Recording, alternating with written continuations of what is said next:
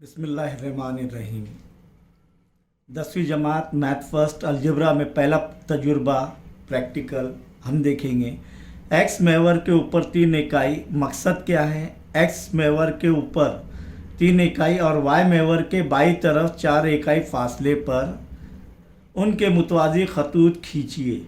अपने मुशाहिदात दर्ज कीजिए और उन खतूत की मसावतें लिखिए। अब यहाँ पर देखेंगे एक्स महवर के ऊपर 3 इकाई, एक्स और वाई महवर हमने बना लिए। अब एक्स महवर के ऊपर 3 इकाई फासले पर यानी वाई महवर के 3 किसके मुतवाज़ी?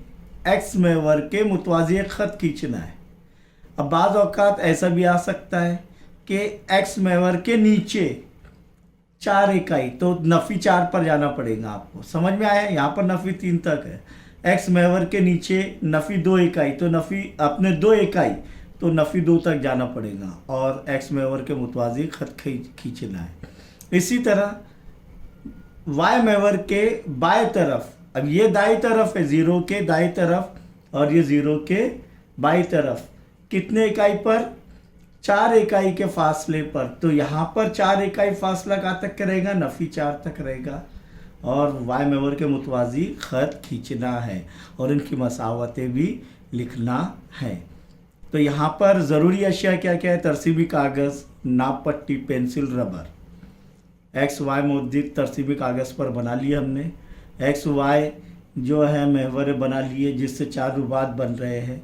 आइए पहले जो है एक्स महवर के ऊपर 3 इकाई फासले पर, एक्स महवर के ऊपर 3 ऊपर की जानिब बोल रहे हैं, तो 3 इकाई फासला ये है, उसके मुतवाज़ी ख़त खींचना है। ये ख़त खींच ले रहे हम, बराबर है। बड़ी भी खींच सकते, पूरा भी खींच सकते। और ये ख़त की मसावत भी लिखना है हमें। तो यहाँ पर मसावत लिखने के लिए 4 नुकात लेना ज़रूरी है, कोई भी 4 नुकात। चलो 2 इधर लेते हैं हम, 1 2, इधर 1, ये 2। समझ में आया? 4 नुकात लिए, इनके मौद्दिद लिख दिए। क्या है? 1,3 एक्स मौद्दिद और वाई मौद्दिद। इधर देखेंगे 4,3, 4,3। इधर नफ़ी 2, वाई मौद्दिद क्या है? 3। इधर नफ़ी 3,3। ये समझ में आ रहा है आपके? ये नुकात इनके जो है मौद्दिदीन लिख रहे हैं हम। अब ये नुक्ते का मौद्दिद क्या है? नफ़ी 3, वाई महवर पर 3। क्या देखे हमने कि वाई मौद्दिद मुस्तकिल है। वाई मौद्दिद क्या है? मुस्तकिल है। तो ख़त की मसावत क्या रहेंगी? वाई बराबर 3। Very good. अब दूसरा ख़त बोल रहा है वो कि किसके मुतवाज़ी, सॉरी अपने कहाँ से लेना है? वाई महवर के बाई तरफ, वाई महवर के बाई तरफ। तो ये मुतवाज़ी ख़त खींचना है 4 इकाई फासले पर, यानी ये यहाँ से खींचना है। आइए ये ख़त खींच लेते हैं हम लोग और ये ख़त इसकी मसावत लिखने के लिए 3 या 4 नुकात के मौद्दिद लिखना ज़रूरी है।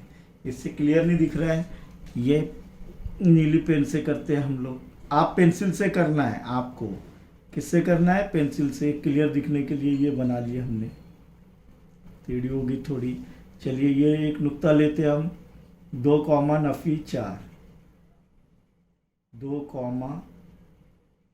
नफ़ी 4, 2। पहले एक्स मौद्दिद फिर वाई मौद्दिद, नफ़ी 4, 2। इधर एक लेते हैं, नफ़ी 4, 1। ये नुक्ते के मौद्दिदीन। इधर देखेंगे नफ़ी 2, नफ़ी 4, नफ़ी 2, नफ़ी 4, नफ़ी 2। और एक लेते हैं ये वाला नुक्ता,